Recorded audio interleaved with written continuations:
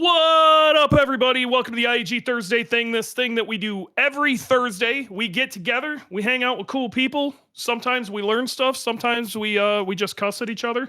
But we all have a good time, and that's really what this is all about. Because this is a hobby, and sometimes we all need to remember that we're all here actually to have a good time. If you're not having a good time modifying your car, maybe you're in the wrong hobby. But we got a banger show today. This has been a huge one. I got to be real. I've been trying to put together for the greater part of a year.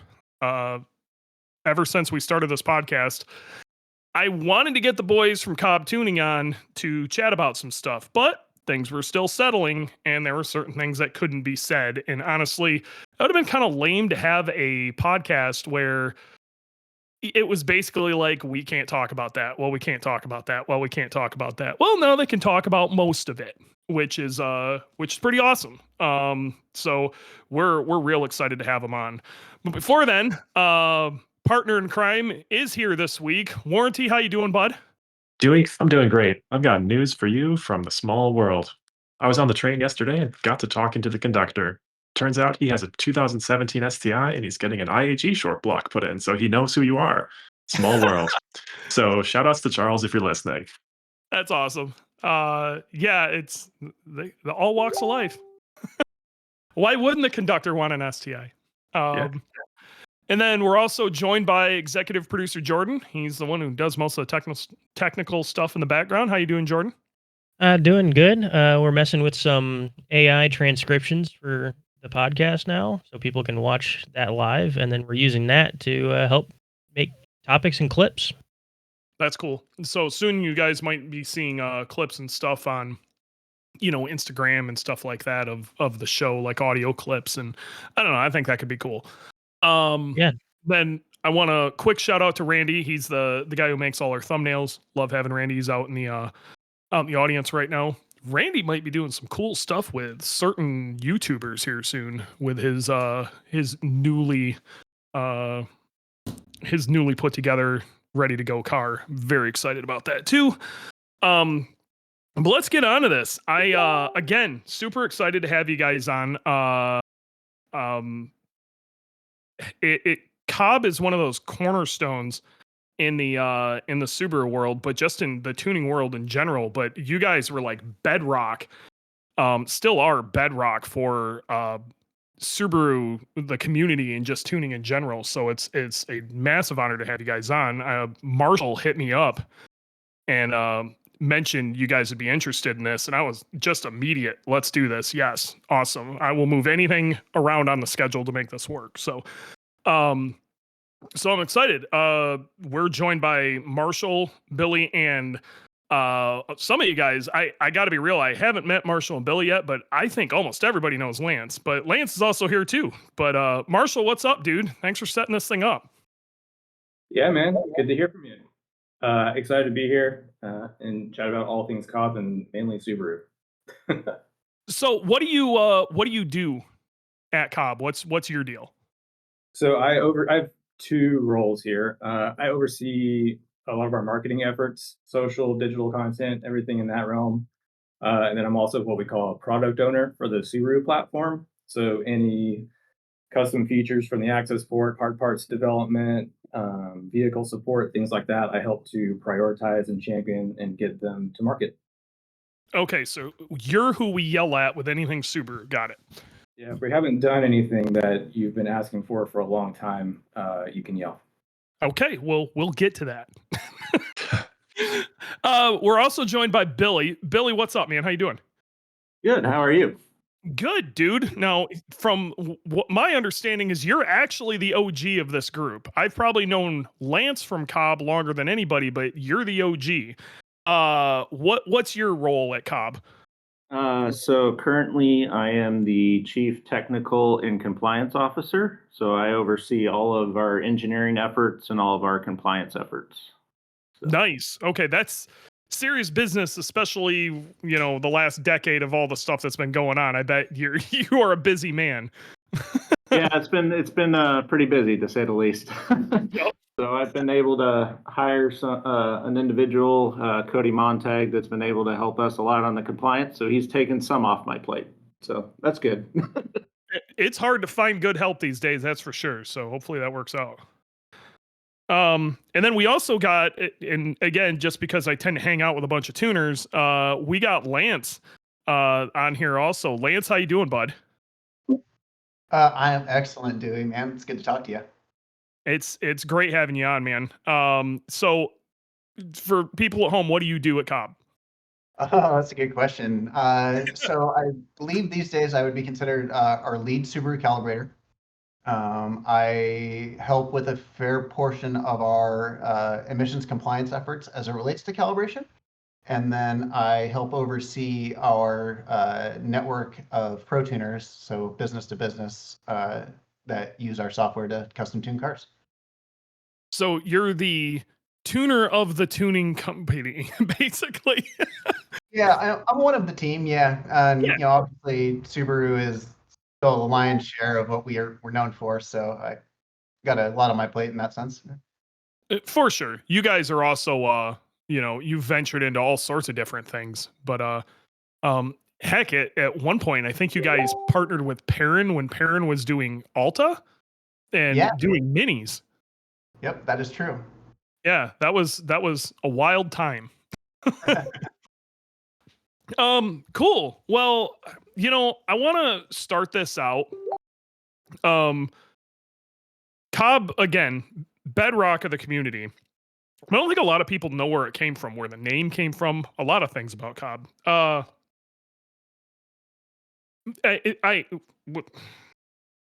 Really what I want to ask is what's the who, when, and where? Who started it? When did it start? Where did it start? Let's talk a little bit about the history of Cobb. I don't know which one wants to start out, but I want to hear about the beginnings of Cobb and some of the early days.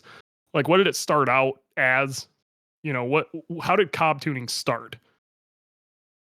So hopefully I don't butcher this and Trey doesn't yell at me later. But so Cobb was started in 1999 by Trey Cobb. So company name Cobb. Yep. And he started it out of his dad's tire shop in Rockwall, Texas. He was big into rotaries and doing a lot of rotary tuning, and then also started getting big into Subarus when the 2.5 RS started showing up. He had hired a friend of his, Josh Tenney, who helped him start bringing in parts from Australia and other parts to support the 2.5 RS platform. And then when the WRX started to show up in 2002, Trey has got a background in computer engineering, computer science stuff, and he always likes dabbling with code and flashing. So he developed a way to flash the WRX, doing bench flashes, and then ultimately to the Gen 1 access port and so on. So company was in Rockwall until about 2002-ish, at which point they relocated to Salt Lake City, Utah. At that point, they teamed up with a local business called Modern Garage that had an all-wheel drive facility in Salt Lake City, and then ultimately acquired that all-wheel drive dyno, moved into a bigger facility, opened up a small motorsports operation at Miller Motorsports Park, which I think is now called Utah Motorsports Facility or something, that had a dyno, and then moved to Austin, Texas in 2010, and we've been here in Austin since. That's a really quick rundown. I mean, that's all it really needs to be. So that was kind of the way to get there. So, a lot of people know you for, I would say your flagship product in all reality is the access port. Okay. This is the cornerstone of tuning these vehicles and has been for an extraordinarily long period of time. You're currently on the version 3, but where did the concept of version 1 come from? Because at the time this released, really the only good way to tune a Subaru, and we're gonna put that in quotations, at the time was like a Turbo Excess UTEC was the your options. You still had people trying to use super AFCs on WRXs and all sorts of crazy stuff before you guys came out with the Access Port version 1. How did that start getting developed? And you guys messed around with like some tuning and more hard parts, and then like I feel like you moved into the whole tuning side of that um around that point. That's where you guys again kind of became bedrock. When did you Can you speak to any of the history on that? So I'm going to do my best on that. Sure. I started in 2006, but I've been around since 2099 with the Modern Garage and the Cobb Tuning over to Salt Lake. But most of it, we started out doing bench flashing in Salt Lake City. So mostly sending in ECUs, flashing it, sending it back type of deal. And then that really wasn't the way we wanted to continue to operate, in the fact that it didn't really provide the customer with a good solution where they didn't have their car down for an extended period of time with the shipping back and forth and whatnot. So Trey worked on developing a better way that consumers could flash their vehicle by themselves without really assistance from anybody else. Thus, he developed the device that was the Access Port version 1. It was a very simple device, could do what you needed to do, which was flash the car.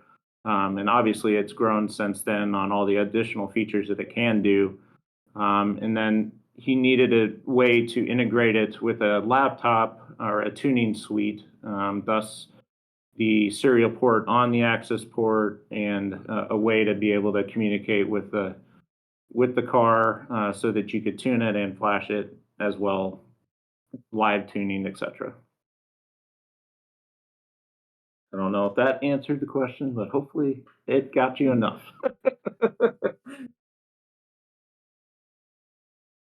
I see Dewey talking, but I don't hear him talking. Yeah. Yeah, I don't either. Oh, okay. In the meantime, we have a question in the chat, which is how early on did the OEMs start to say something about flashing their ECUs? Can you speak to that? We really don't hear a lot from OEMs. By and large, I think the aftermarket wants to believe that the things we do help them sell cars, and that they're appreciative of that, and that's a symbiotic relationship. But I think mostly the reality for the OEMs is the aftermarket is just sort of a risk for them. It represents an unknown and potentially a warranty problem for them, and so they're typically not overly excited to try to engage with the aftermarket community. And I say that for all OEMs. That's not an exclusive Subaru behavior. Sure. Yeah, that makes sense. Meanwhile, while Dewey's having some technical issues, we're going to jump around a little bit. Your most recent product was VB Flex Fuel. So 2022 Plus now has Flex Fuel access, and that's done a different way than how it's done before in Subarus. So traditionally, Flex Fuel was using the TGVs. That's a 0 to 5 volt signal, and that's how you get your ethanol content into the ECU. But now you're doing it from a CAN gateway. So tell me all about VB Flex Fuel and the new CAN gateway. Oh man. Sure. So you want to take it, Lance, or you want me to go over it? Well, I was gonna say, I feel like he already described it pretty well. What to do next? That was a great description. Yeah. Yeah, I mean, you touched on the analog kits, the 0 to 5 volt stuff, and us taking over basically the TGV sensor data to inject our ethanol content data and fuel pressure data. And while we weren't necessarily removing the ability for the TGVs to be present and function, doing anything in the realm is not ideal in the eyes of three-letter agencies. So we wanted to find a way to inject that same data and have it available for the ECU to digest and use in a calibration without having to touch anything pre-existing in the engine bay as far as sensors. And so luckily, 2006, 7 and newer cars, most of them all have CAN bus. And we just kind of set out looking for ways to get onto the bus with our data streams. And was that 2 years ago? We did VAWRX CAN Gateway year and a half ago. Long year ago. There you A go. long year ago. Luckily, those kits, you can plug them all in through connectors available in the engine bay. I think we used the power steering module connector as a way to get onto the CAN bus. In the VB cars, we learned that there are kind of segmented networks within the bus, and not all of them get data to the ECU. So we had to go behind the dash and basically go onto the bus right at the car's OE central gateway. So that's why the install is a little bit different for the newer kits, just to get to that gateway location. Interesting. But once it's all connected, the calibration data is all the same. You're using the same ethanol content sensor and fuel pressure sensor data. So tuning-wise, it's very similar to what all of our pro tuners have come to expect with flex fuel as it existed since 2016, I think. Gosh, has it been that long? I'm like, it's over almost a decade. Wow. I could not believe it. I went to answer somebody on a Facebook group the other day, and had to go back and find when we initially released flex fuel for the EJ and then actually the very early VAWXs. And I was shocked that it had been that long. No more shaking the vial. You just pull up to the gas pump, put in what it gives you, and you'll have a good time. Wow. That's great. So you've covered a lot. I covered some of it and then you expanded on it, but I don't have a good concept of how complex any of this stuff is. So I can imagine an analog signal, 0 to 5 volts, that if you can get that to do what you want, you read the signal and you do some lookups based on that, and you get your result into the access port or into the ECU. How hard was constructing the CAN gateway versus how it used to be in the original flex fuel kits? It's interesting. We actually offered flex fuel for the Nissan GTR platform initially through a CAN gateway. And so a lot of the initial gateway development and understanding CAN and sending packets on high-low and all that came during that development.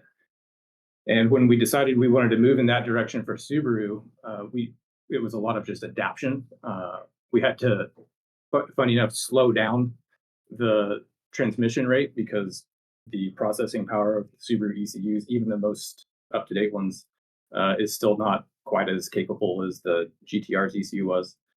So a lot of stuff is just adapting what we had from the GTR implementation, changing CAN channels and whatnot to channels that aren't used by the factory setup, modules and everything else in the car. Okay, that's good to hear. I'm not surprised that the Subaru ECU isn't quite as high horsepower as a GTR, but at the same time, I don't think anybody really thinks about that stuff day to day. They just want to plug in an access port, magic happens, and then they've got 50 extra horsepower. So yeah, it's pretty cool. It's not starting from scratch, but you kind of do have to fix it, otherwise it's not going to work right. So I think we got Dewey back. Dewey, are you there? I am. Can you guys hear me? Now we can. Okay. Okay, sorry, I have no idea what caused that. My bad. That's Sounds okay. like we're having some CAN gateway conversations, which is awesome. And Yep. hopefully we don't redo that again, but we might. It is what it is. So basically, what I was saying, and I don't know when you guys lost me, but I went on a tangent about how you guys are basically the reason that all Subaru owners talk with stages. So, like, if you go to any Subaru meet or whatever, and somebody says, "Oh yeah, dude, I got a stage 2 bug eye," if you talk to anybody outside of the Subaru world, they're going to be like, "What is this human being talking about?" But if you say it inside of a Subaru meet, because of you guys' influence, Everybody knows what a stage 2 bug eye is. Even if it's like somebody else's downpipe and whatever, a stage 2 bug eye essentially is a, you know, a full exhaust with a tune, you know, basic bolt-on stock turbo bug eye. You know, you'll get some people will be like stage 2 plus or whatever, but stage 1, stage 2, even stage 0 was kind of all you guys, and that's it. It's that influence was massive, and it honestly, as much as we like to make fun of stages, it simplified a lot of basic bolt-on stuff for the Subaru world. You Sure kind did. of had the same thing going on with like Supras and stuff when you guys started doing that, where they were saying BPU and BPU plus, but the stage system actually worked pretty well. Yeah, for sure. What sucks is that influence was so deep that when other companies would use stage 2, people would think, I can't tell you how many people think if they have a stage 2 tune on their car, they have to have an Exity stage 2 clutch because they go together. I ran into that today. Like, do you even know what an Exity stage? They think stage 2 means like this level of tune of a vehicle, you know, and like an Exity stage 2 clutch is like a 3-puck horrible race clutch. You don't want that for your stage 2 bug eye. So I always thought that was funny. So you guys, version 1, it did okay. You guys released the version 2. The version 2, that had to have sold like gangbusters for you guys. Everybody had a version 2 access port. Some of that was also the Subaru scene itself was exploding too. But you guys had V2 access ports and everything. You slimmed down the unit itself. You started venturing into other hard parts too, but you guys were like right there with the 32-bit cars right when they hit. I think the V2 hit right about the same time like the 04-ish STI hit. Man, it had to have been right in that ballpark. Do you guys remember when the V2 hit? Yeah, so it actually hit January 1st, 2007. And the only reason I know that is because I was hired in 2006 and I spent all of Christmas building V2 access ports. Well, there you go. Never forget that. I don't think yeah. a lot of people like realize that. So yeah, that's what you were doing was probably putting those kits together, right? Yeah, assembling the boards and the cases and programming them and everything else. So, and boxing them. There's a lot to that. So yeah. Around that same time, then you guys were racing. This is one of the parts of history that I love about you guys. You guys were really early in the US time attack scene. You guys had a really badass STI that you were running in Redline time attack is what it was at that point. Yep. How much do you remember about that car? Yeah, the clock car, as we termed it, because it had all the clocks down the side of it. But yeah, that car was, what was it, a 2006 STI that we went full ham on it at the time. We had our motor in it, so we were doing engines way back when as well. You guys were doing engines back in the day, weren't you? Yeah, we did camshafts for the 2.5 RS, and then we did pistons and motor builds for the STIs, the 2 liters and the 2.5s. So it had a full built motor, it had a custom intercooler, the whole shebang thrown at it. It was an Ings body kit on it with an Ings wing. Yeah, I mean, anything that you could think of, rotated turbo kit at one point in time, downpipe, catback. It had KW 3-way competition motorsport coilovers on it. Yeah, the list goes on. You guys were running at what I think they were calling limited class because they were at the time Time Attack really only had 3 classes. Yeah, so it was limited class because we didn't have we still had the interior in it, and we wanted to make sure that when we built it, it was built as kind of a street car as well to showcase what the STI could do. So were you guys running that on a standalone, or was that still on using an access port and the ECU? That was all access port. That's rowdy. Yeah. That's super rowdy. Especially for the time, that was real rowdy. Yeah. Yeah, you guys had some pretty good success with that car, though. If I remember right, you guys. I don't know if you won a championship, but I know you set some records, and you were cooking for its day. Yeah, we were doing really well with that car. It's obviously it went through multiple iterations of it through the build, but it was doing really well in the limited series when we were running it. I think we did win a championship. We've got a few trophies kind of in our one of our meeting rooms from that car and some of the other ones, but yeah, it was doing really well. And I mean, all the cars that we've built for the most part have been to showcase what you can do with our products, with a Yeah. few other products to complement them for brakes and suspension and whatnot. But really, just be able to show a customer what they can do and what the car's capable of. What's really wild is that car was like bleeding edge limited for its day, and it would be like the perfect street modified car now. It would do you guys still have that, or has it been pieced out? Like, whatever happened to that car? No, so it's actually in Austin. So one of our old employees actually bought it, and he still has it. So and he still brings it out to COTA every now and then. I think it was out That's at cool. COTA That's super cool. about or last year, early last year is the last time he had it. He's done One super more lap reason that I want to have like a Subinats US, because I think there should be a place for that car to come out and run some laps. Just Yeah. And I think you would get the right appreciation for it. That's super cool. yeah, and I think it actually, to what Marshall said, it was 2022 when they first did Super Lap here in Austin. Yeah. He actually ran it out there with another driver, and I think they got second in that class. That's killer. Yeah. So if Then you you guys, remember, I got one here. If you remember from that period of time, what did it feel like to be campaigning those cars, both the STI and the GTR and Redline Time Attack? Because like that was on TV. That in hindsight, that looked huge. That's How did it wild. feel to be Yeah. there?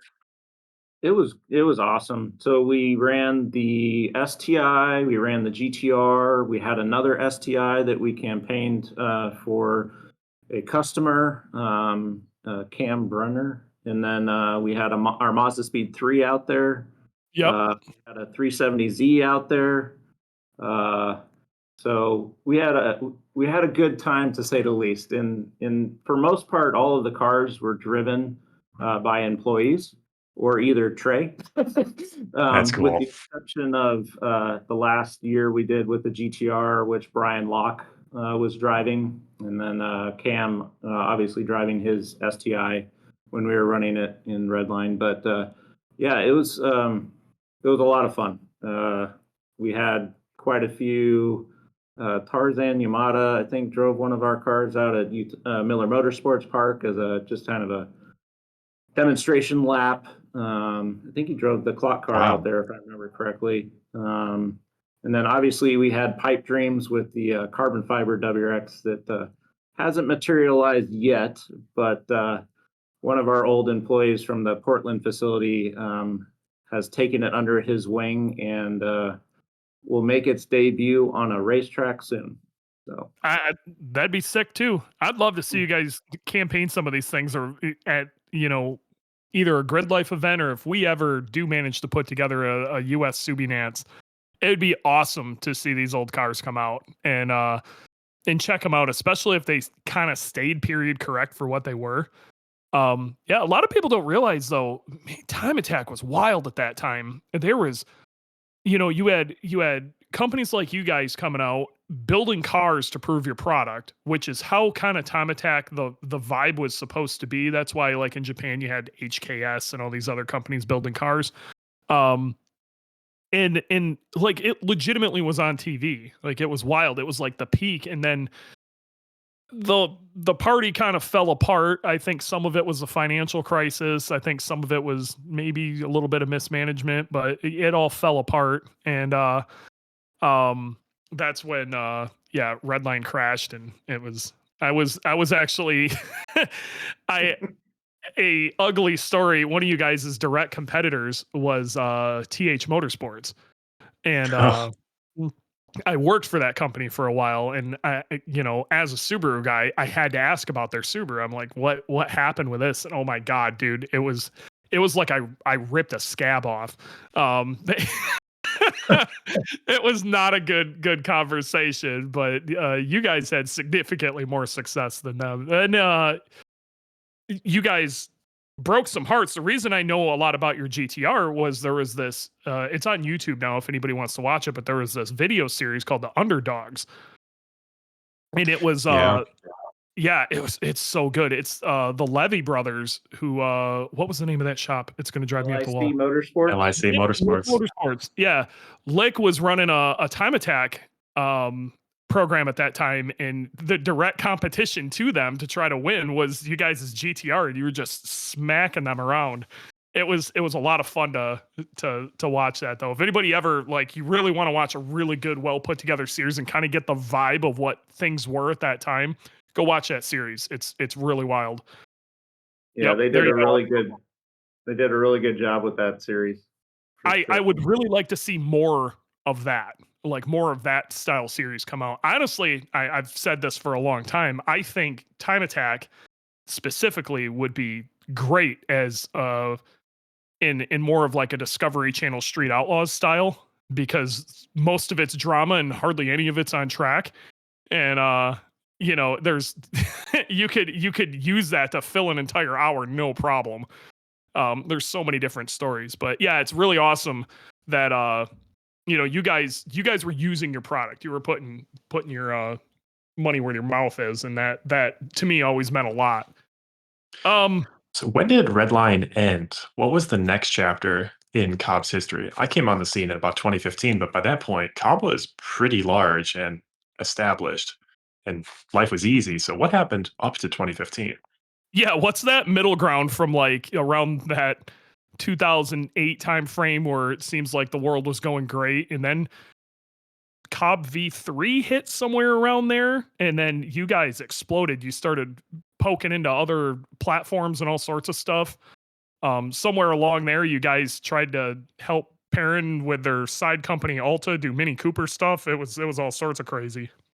Yeah, it's there's definitely been a lot of craziness throughout the years.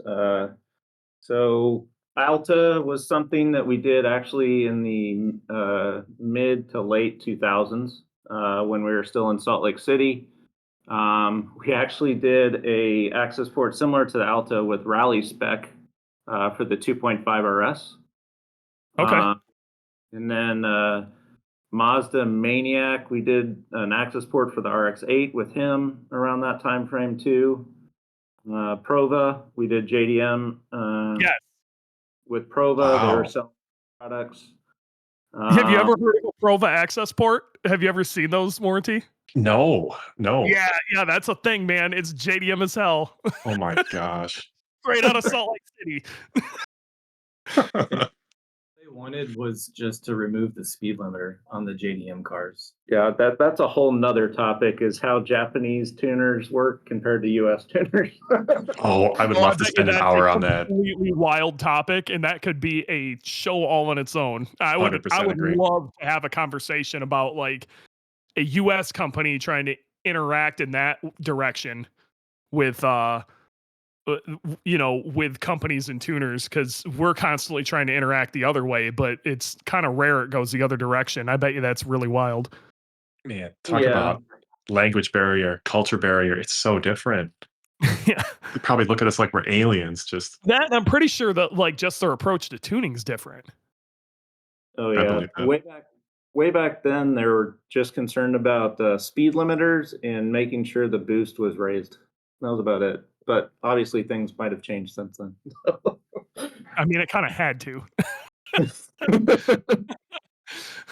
It was yeah, it's wild times.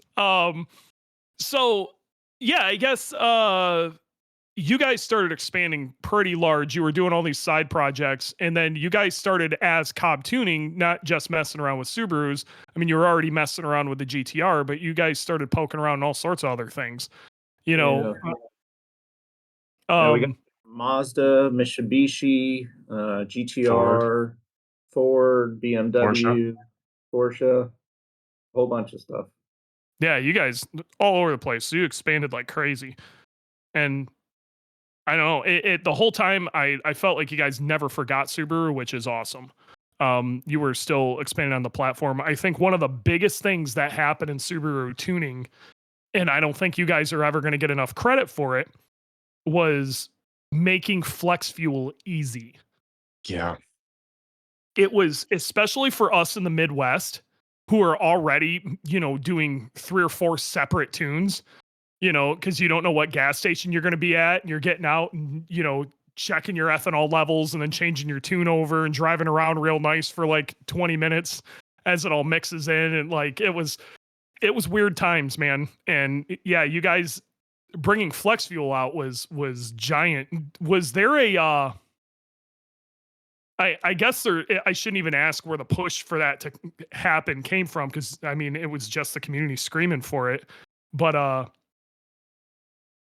I don't know. Do you guys have anything you can speak to as from the development of flex fuel? Because it was huge on our part, and I don't know if you guys maybe saw a huge uptick in that, because honestly, outside of the 16-bit ECUs, you really couldn't do that with open source. There's kind of an argument between open source and an access port for a while, but when that happened, the argument was over. Yeah, I'm trying to remember. So a lot of the guys were using, what was it, the Carberry ROM? The Yes. ROM on the The 16-bit 16-bit ECUs. ECUs, yeah. I think even didn't Jason Carberry work for you guys for a while, or is he still working for you guys? He did. He worked for us for what, 4 or 5 years? 5 years, yeah. It was a long time. for sure. Yeah.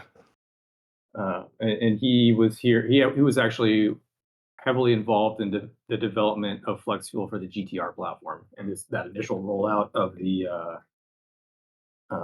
CAN gateway solution. Okay. Cool. That's cool. That's a big name person in the history of like American tuning, and Yeah. In our opinion, long-term at least impact. Subaru tuning, American Subaru tuning, Jason Carberry is kind of a like, us definitely- I love him. It's definitely a small world if you go back and look at how many people have actually worked at Cobb, and like that. Yeah. D-Sport had an article at one point, it was like the top 10 or most influential tuners or whatever in the industry, and Trey was on there, and then Eric Sue, who worked here as well at some point. Oh, I cannot believe I forgot about Eric Sue. That's a personality that does not get brought up enough. He's amazing. Yeah, he's an amazing guy. He comes off as being somebody you don't want to get. I'll say it. Eric Sue comes off as being a total asshole, but then you realize what he's saying is probably right.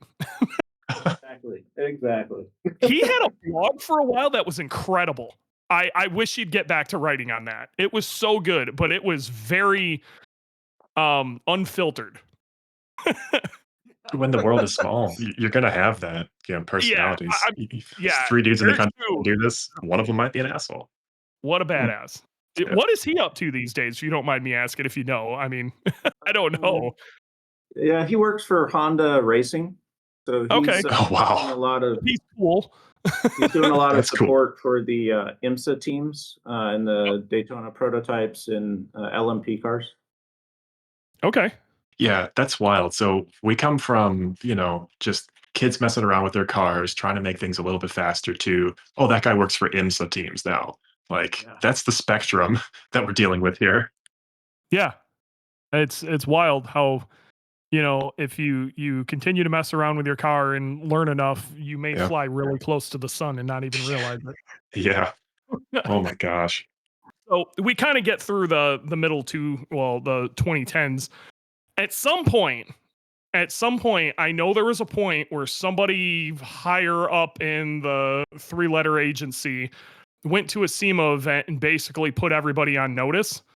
And then not too far after that, you guys got the phone call or an email or something.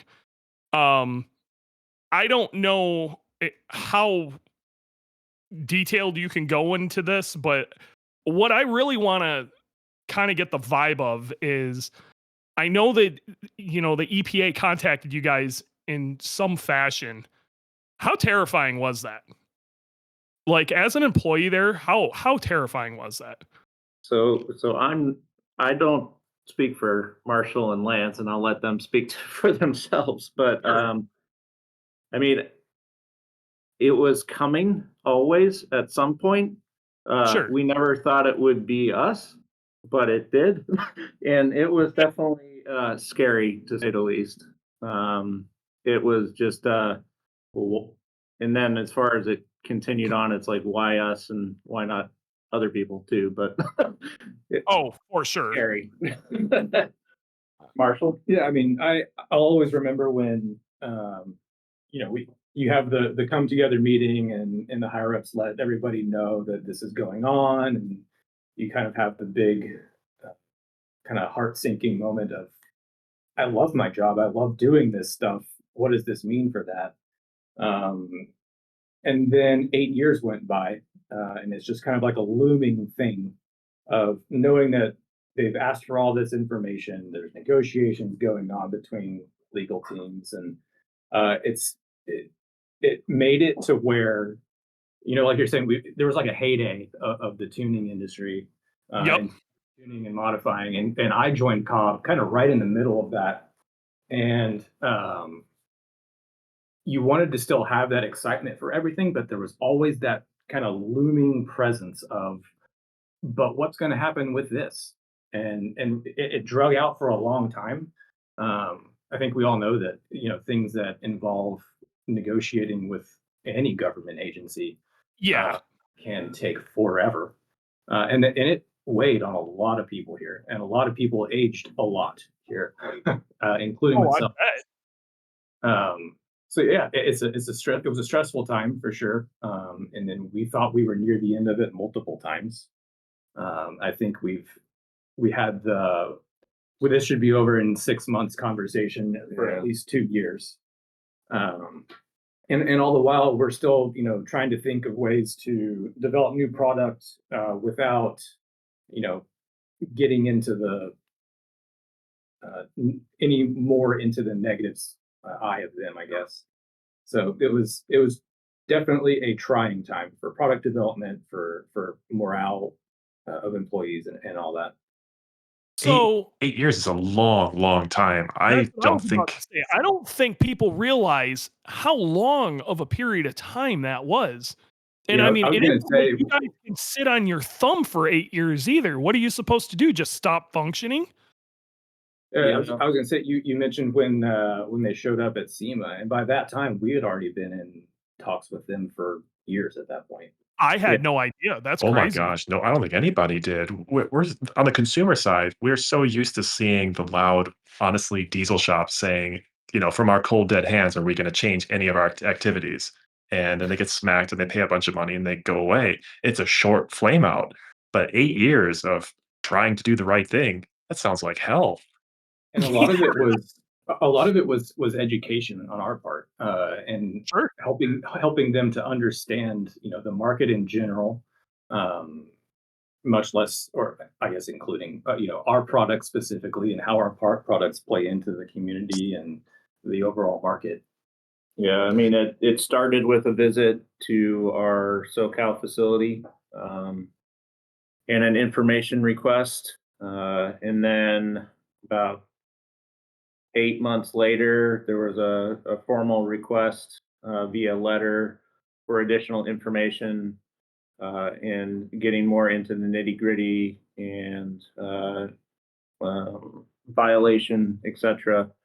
And it was then long, long back and forth calls, in-person meetings, trying to showcase exactly what the software does, exactly why we did the stuff we did, trying to really educate them on on why it is that we need to continue to do what we do, why we need to be able to have access to the tables that we do.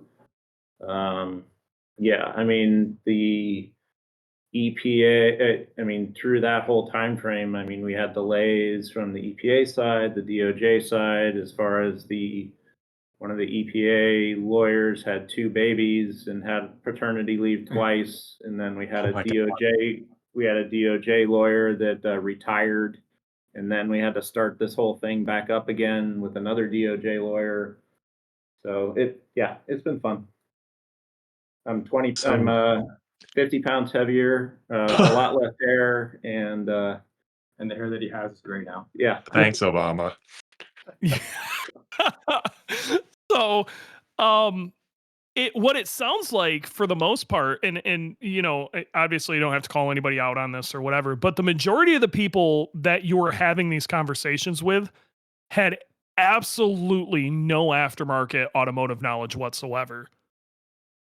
They had just enough to be dangerous, and I mean Okay. just enough. They knew about forums, they knew about videos, they knew uh, about social media. They saw videos of people saying, "Here, here's how you delete your catalytic converter and turn off your check engine light with the access port," Yeah. or et cetera, et cetera. So they knew that in a sense, but they didn't necessarily know anything more than that. They just knew this was the tool to do it, and you guys were, you were kind of the linchpin on a lot of it, is what they were trying to kind of pin you guys as, is kind of the vibe I got out of it. Yeah, yeah. I guess I'm shocked that from your description, you're educating them and it's working. I'm shocked.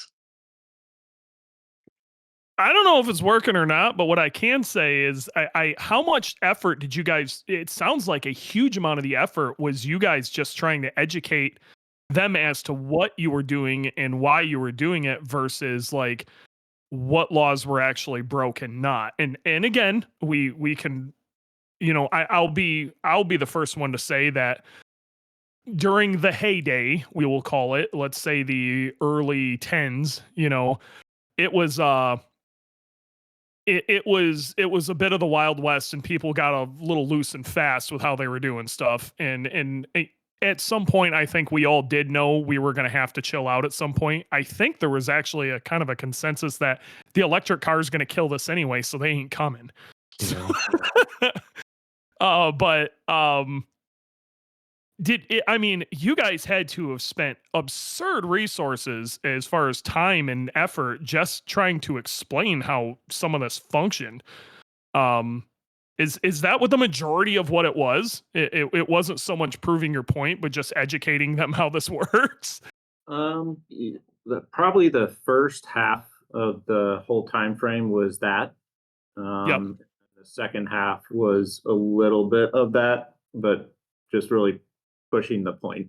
Okay. So So yeah, this but I mean, happened. it helped us. It helped us a lot in the education side because we were able to retain a lot more than they wanted to take away. So, Yeah, Sure. that's Because now incredible. you guys actually probably helped pave the way for a lot of other companies that came after you in helping them understand what they're looking at, why they need that. Like you were probably, I would hope that they took that into account when the final bill showed up. Do you think that had any effect on it? Because you guys put in a monumental effort for that. I mean, we made a very good. We made the best effort we could to showcase everything that we were doing to help uh, not only them understand, but help the industry understand uh, Mhm. how we needed to do things. Yep. And we were like, we started our CARB EO process way back in 2007, and that's when we received our first EO. But we've always been kind of working on EOs. We just didn't know how far we needed to go, and we were just getting into the deep of it right when they came in. And during that whole time frame, like we through all the resources that we could to make sure that we could still continue to sell product. And when it was all said and done, we didn't have to remove any more product than what we needed to during the time frame. And I know a lot of the product or some of the product that we removed isn't people aren't happy about, and I get it, and I wish we didn't have to do it. But we Yeah. wanted we're all enthusiasts here, and we wanted to still be able to do what we all love to do. So this is how we had to do it, then this is how we're going to do it.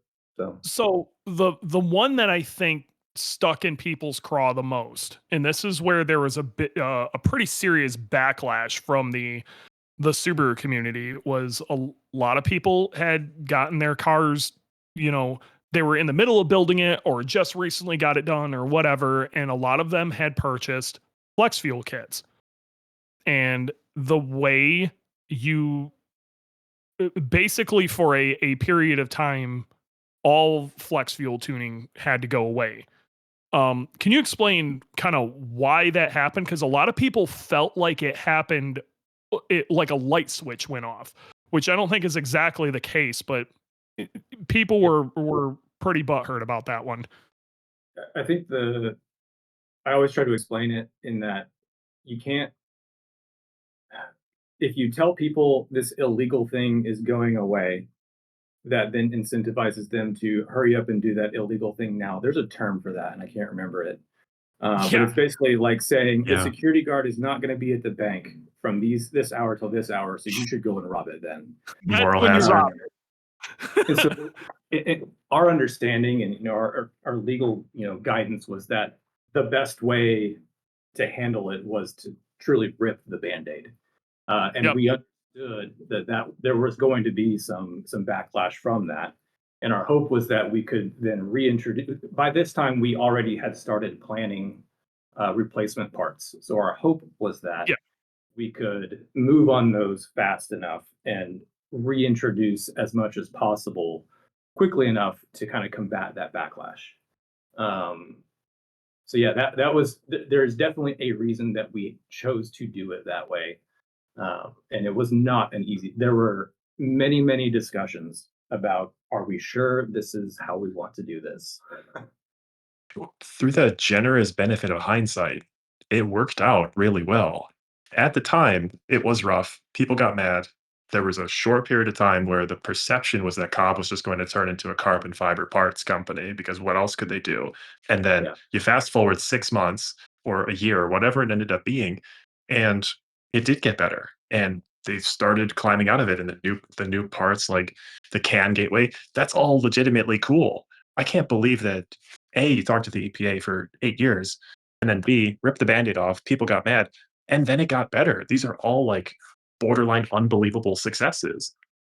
There's also a couple sides to this too, where for the longest time we were all being naughty as a community. Air Right. pump deletes, catless downpipes, all this noise. Those are race car parts. And I know we all want to try to pretend, that we have race cars on the street, but it had to stop at some point. And just like you guys said, if you were to go look in 6 months, you can't do this anymore, you would have sold a shitload of product in those 6 months. But then Yeah. it wasn't going to be supported, and all that what it did was pile crap onto your bill. And we were super generous with a buyback program for Sure. kits that had Yep. been, even kits that were installed on cars. Yeah. We developed a term internally, and I'll share it here at risk: aspirational modifiers. Okay. People who buy a bunch of parts and then they sit on a shelf for years and years and years. I'm definitely guilty of it. Yeah. But it was wild how many people came to us with flex fuel kits they had purchased 18 months ago, or maybe Sure. I don't know what the longest time was, but and we still refunded them. We understood that they were no longer going to be able to use those parts, and we were able to then also support those products for as long as we could. Basically, until we ran out of components here, we made the choice to no longer, have them manufactured. And we Yeah. still took care of customers as long as we could until the consent decree was signed. Yep. And so we did our best, I guess, is what I'm trying to get at. Yeah, again, hindsight being 2020, and especially with your explanation of, if the security guard's not going to be here during this time, that's when the bank is going to get robbed. Is that makes all the sense in the world. I mean, I don't know how else you could have went about it.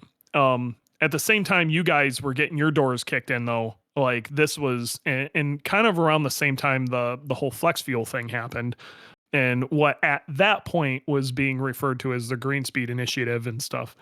But the everybody else was running through the same thing. They had went all over the place at that point. So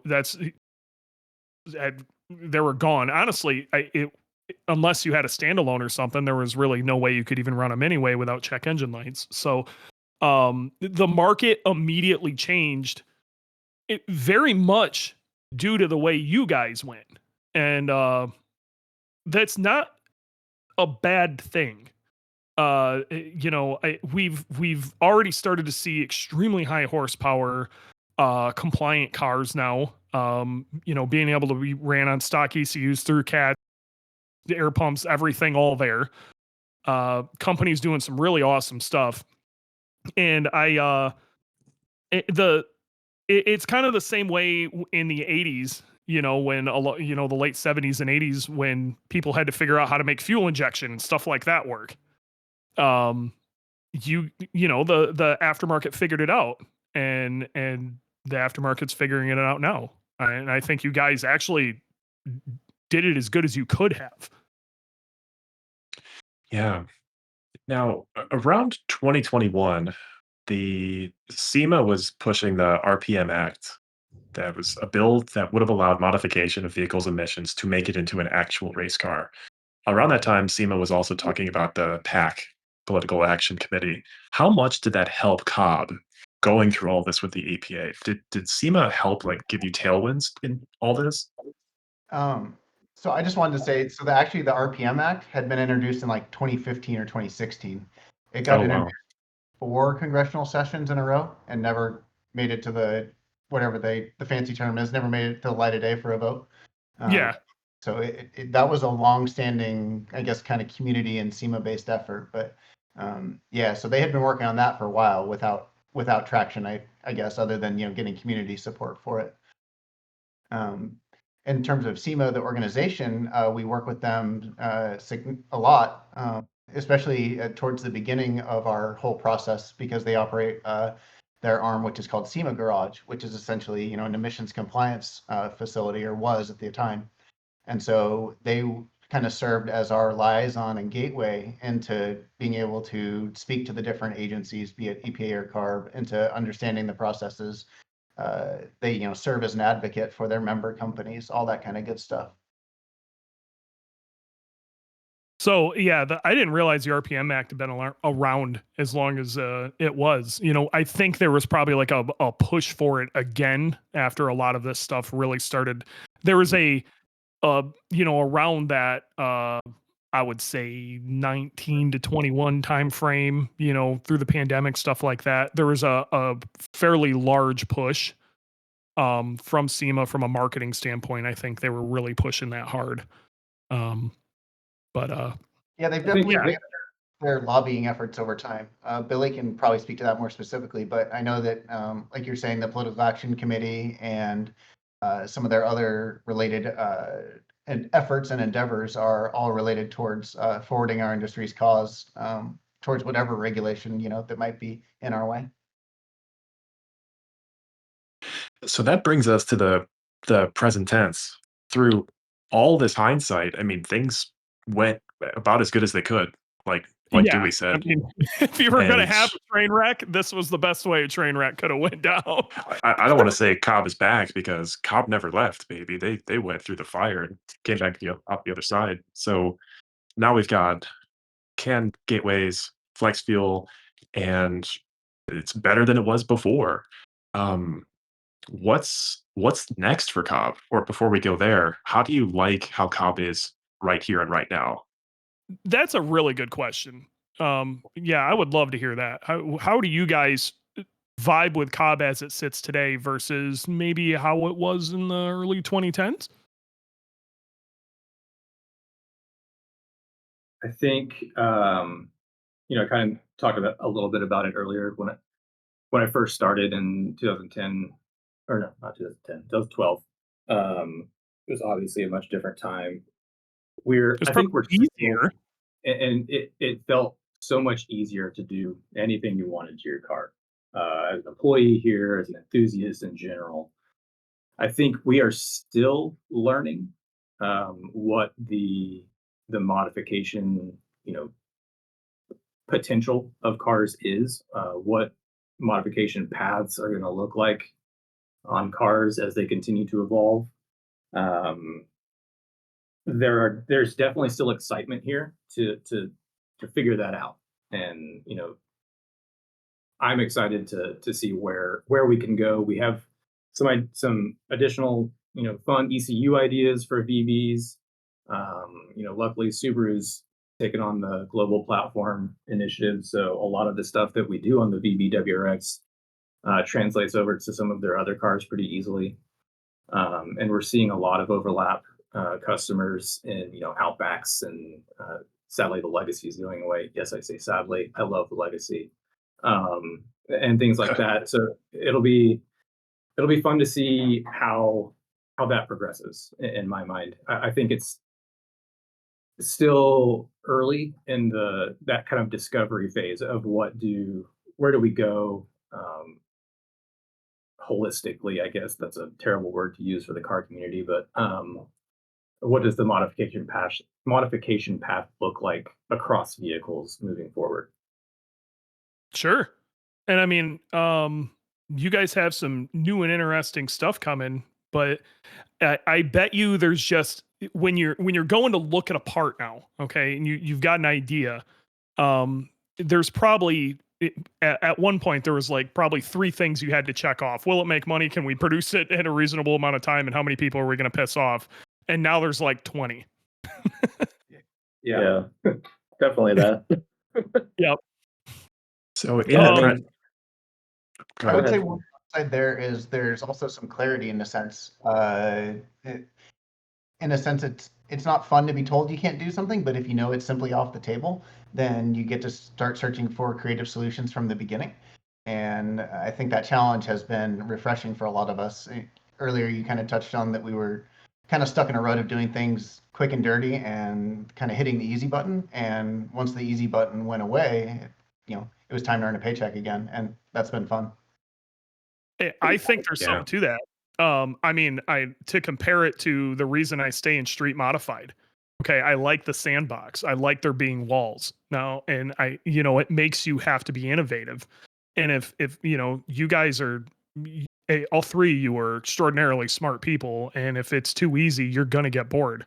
So from a certain standpoint, I bet you it's almost like you get to do it again for the first time. Yeah, in a sense, that's true.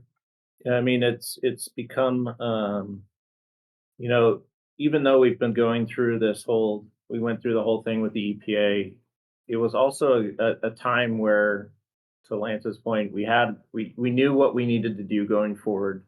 So being able to develop new products could go a little bit quicker in a way, and we were able to come out with products that we'd never done before, as far as carbon fiber products that we had never offered before, titanium products that we had never offered before, the gateway solutions, etc. So, I mean, I'm excited for the future. I think there's a lot more that we can do, and everybody can do within the industry. It's and it's going to be figuring out how to be more creative, kind of like if you're at an F1 team and you have a rule set, you try to figure out how you can skirt the rules in a way, but still be legal. So Yep. Play in the gray. So some commentary on how things are going now. Cobb off-the-shelf tunes, in my understanding for second gen BRZ, GR86, are 50 state legal, including the flex fuel portion. So when Mike McGinnis was on the podcast, he told us about how Cobb went and through all the effort and time and resources to get ethanol fuel certified so it could be carb certified. That's amazing. Yeah, they're not quite carb certified yet, but we have done all of the testing that we believe they would like for us to do to start that certification process. And part of that is Okay. having cert fuel, and that's got to be. Billy may have more information on how that's got to be tested and verified before Wild. a testing Yeah. lab can use it. And we did that through our 19 STI had to have this. I can't even imagine how expensive a barrel of cert ethanol fuel is, but Yeah. I think it's like $75 a gallon. Jesus. Oh my gosh. Yeah, made in a laboratory. Okay. I don't want anybody to ever bitch about gas prices again. That's a really good example of an insight into just what goes into emissions testing, the added timeline, the added cost of development for every product we make now has to go through some sort of application process and a lot of times actual on-car emissions testing. And there's a lot of cost and time associated to that. And so, yes, our stuff is more expensive now. Yeah, so with the flex fuel kits, we have done all the testing that you would otherwise need to do and provided all the information that you would otherwise need to provide for any other aftermarket product through the CARB EO process. The big hang up with getting those flex fuel kits certified is that for CARB, it's considered an alternative fuel kit or an alternative fuel vehicle. So it's new for us, and there's not a good aftermarket path yet for that program, as they rely on a lot of OEM testing and durability and whatnot associated with that. And we are in the process of going through a application with them to understand and work with them to make it palatable for us and others to do something like that. But I mean, just going through that process on the durability side, you're looking at probably $500,000 just to do the testing. Wow. Because you're effectively using the kit for the useful life of the vehicle. So you're testing from 4,000 miles to, in most Subaru cases, 120,000 miles in emissions testing in increments through that. And all that has to be done in a controlled atmosphere. So it's typically in the hands of a certified lab for that whole time frame. So That's painful. But people wonder, people wonder why that stuff's so expensive. That sort of testing is no joke. And the fact that you guys can do that I don't think the community gives you enough credit for the amount of shit you guys have gone through so we can have flex fuel on our cars. Right. And that's why, like, some of the cool stuff you guys are working on right now, like VB Flex Fuel. Okay, VB Flex Fuel you had to go through all of this stuff, and or currently going through it or doing the dance, and like the CAN gateway stuff. But the VB Flex Fuel, I bet you that was a riot. Did you guys get the? I don't remember if it's 50 state legal with the VA flex fuel stuff or not. Is that CARB certified yet?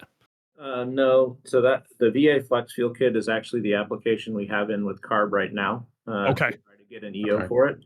But we have done everything that we would otherwise need to do for a typical aftermarket product to go through the CARB EO process. Until somebody signs it. It might be worth noting, just in case anyone from CARB is listening, per se, they don't certify they don't certify anything. Essentially, you submit data to them, and then they agree the data you've submitted proves under a specific set of conditions you haven't increased emissions, and then they issue an executive order that says you're allowed to sell that product. But they Oh, don't. okay. They don't put their stamp on it, say we've certified it, we've tested it, etc. Just a little bit of a language quirk, but Sure. I can almost understand where Sure. they're coming from, because you present data to them and then they agree with it, not the other way around. Yeah. Well, I mean, Yeah. the term carb certified gets thrown around a lot, and that's not technically what it is. Again, we are learning something here. Sounds like boost lag all over again. Yeah, boost lag. um, So this is so much cooler to me than putting a catless downpipe on a car, turning off codes, and gaining 10 horsepower. Like going out and getting laboratory fuel that's $75 a gallon and making it work, and getting carb to not certify but go away and you are let you not the sell it. typical. You are not. You are. I know. You're definitely on the nerd side of this. So, Oh, sure, but it's cool. we can't say you're the typical bro. Your name's Warranty for a reason. So you guys got some cool new product hitting. VB Flex Fuel just hit, right? Yeah. Okay, that's exciting stuff. And we just released.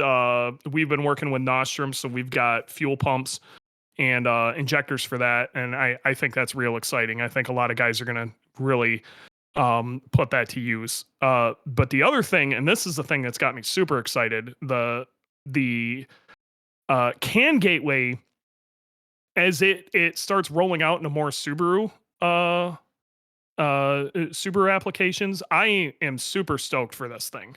Do you guys this has got to be just sparking all sorts of new and interesting crazy concepts for you guys, and I don't know if like you can talk to it too much, but I mean, can you kind of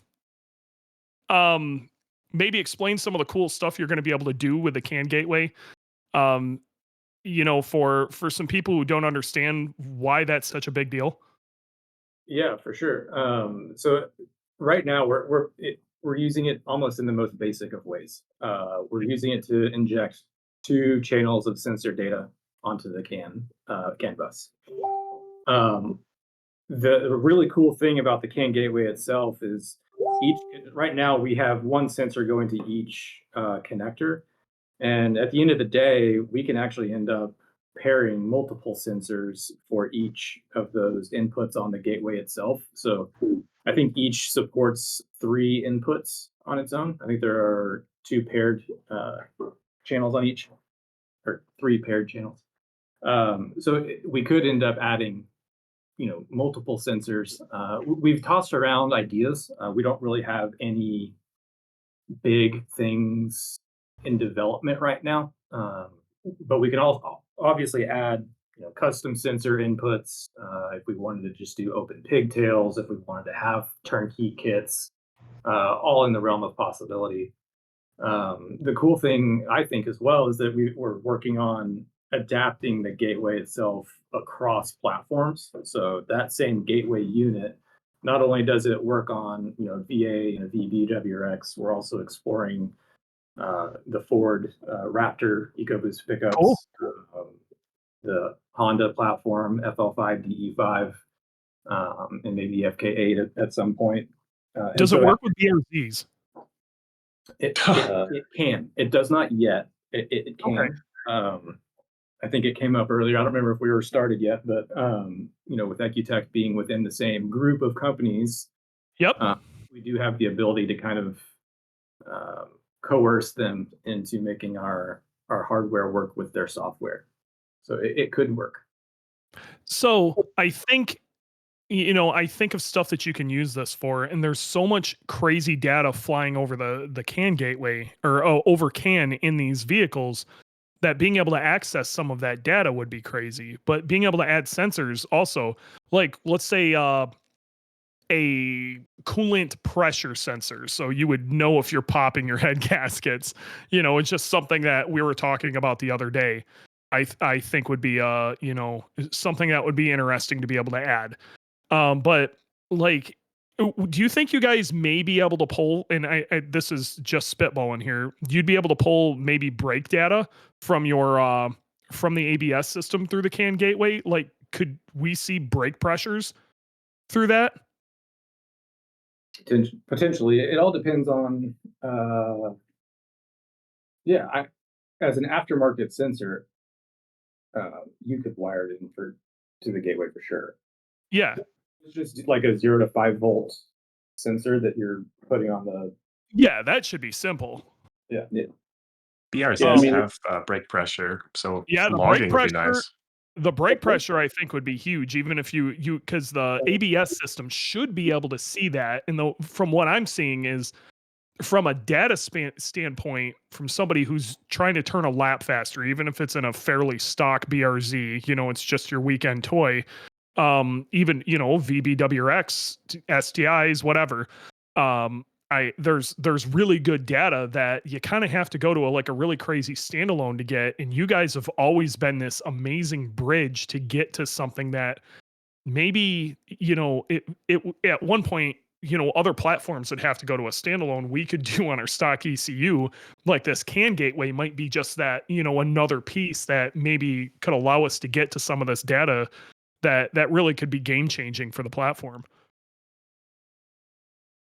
Yeah, for sure. If there's a use case for it, I mean, we're all here to listen and obviously Yeah. figure out how to implement it. And as long as it doesn't involve us having to emissions test, I'm for it. Yeah. I mean, really what it would be pulling the data. And I think and I don't know, I could be wrong here, but my understanding is, looking at the data isn't manipulating the data. So Correct. it's my 2 cents. I would love to have you guys out to like a grid life event sometime. So, we could poke at some of these, newer just getting into competing track guys. If you guys have a chance, listen to Nick at Subimods and I had a killer conversation last week of something we're trying to do this next year. It'd be cool to have a couple of you guys out just to poke around to see what's going on out in the world with that side of stuff. I think you'd get some really good ideas on how we could use the CAN gateway specifically, and it really shouldn't mess with emissions in any way because it'd be more from a data side of stuff. Right on. For So sure. the other thing I want to ask, and this was the other thing Mick brought up, through the CAN gateway, and again, this is let's just say in theory, okay, because it would take a lot of emissions testing and developing and all sorts of stuff. But let's put it out there as in theory. Do you think that could be utilized to maybe develop port injection for direct injection cars? It's certainly a possibility. The practical reality is there's a lot of hurdles between there and the finish line in a compliance world. But that idea has been on the whiteboard for a long time. And if we ever get to the resources and time availability to make a legitimate push on it, we're definitely going to try. That would be incredible. This is the sort of stuff that this gateway allows, and that's just the ability for this to even be talked about is incredible. And honestly, Yeah. let's be real. If all of the crazy, well, you guys were working on the CAN gateway stuff. It didn't end up in the Subaru side of things, but you guys were really hardcore messing with the CAN gateway stuff with the GTR stuff. Do you think if Subarus were still in easy mode, okay, and none of this would have happened, realistically, do you think the CAN gateway ever would have been something that would have been developed for the Subaru platform? So Probably eventually, probably not with as much urgency as we put on it. At the time, we had implemented the analog flex fuel solutions, and that was kind of the MVP, if you will, was to offer flex fuel. We've always had the dream, like Lance is saying, we've had projects on the whiteboard per se for a number of years, and have wanted to be able to offer this cool technology that we've come up with to the core customer group, being Subarus. So I think it likely would have still come about, but maybe not in the way that we see it now. Yeah, honestly, I think it's the most exciting thing you guys are working on right now is that. Like, I am so stoked. It makes me want to go pick up a newer car to mess with it. So It's to the features you're talking about, we did used to have 12 injector support for GTR. So that's not a case where we're doing DI and PI, but it is a case where we've added, an entire extra set of PI. So it's not like we haven't done those things before. Hopefully we can do them again. Yeah. It can happen. It is on the table, and that's exciting. And anybody who's listening to this, you really need to be excited about that, because that's really exciting stuff. Speaking of that, what are Subaru people asking you for the most right now? That's a good question. Like, what do you guys get the most requests for? Because what I want to request right now is, are you guys going to be doing GD flex fuel? Like at least 32-bit GD flex fuel? So I'm comfortable sharing this because I've said it, I think, in a couple of our Facebook posts. Sure. At the end of the day, we would love to offer the same assortment of not assortment, the same vehicle coverage that we had with the analog kits. Yep. It becomes increasingly more and more difficult if we have to emissions test. We have, the quote unquote, the next gen kit that we use on the STIs, the EJ cars. And that 5-pin kit is mechanically compatible with any 5-pin TGV Subaru. So late Foresters, Legacies, back to 07 STI, I think. Our hope is that at some point we can say we've done all of this emissions testing on the later model STIs. Can we also get coverage for these packages on older cars and be able to sell those packages with an accompanying calibration, but more importantly, get them into the hands of people that have those older cars? The next gen kit is also modular, so we would not necessarily have to create an all new product to also support the even older, like 06, 07 WRX and 04, 05 Foresters. I can't remember what other cars use the 3-pin where the sensor and motor are on opposite sides. You got 04 to 06 STI in there too. Yeah, there you go. So at some point, we'd love to be able to offer that as well. There's some development time and cost in creating that new harness and ECU. We can do it. We know we can do the ECU side of things because we've done it before. It really just comes down to, if we're going to have to go through and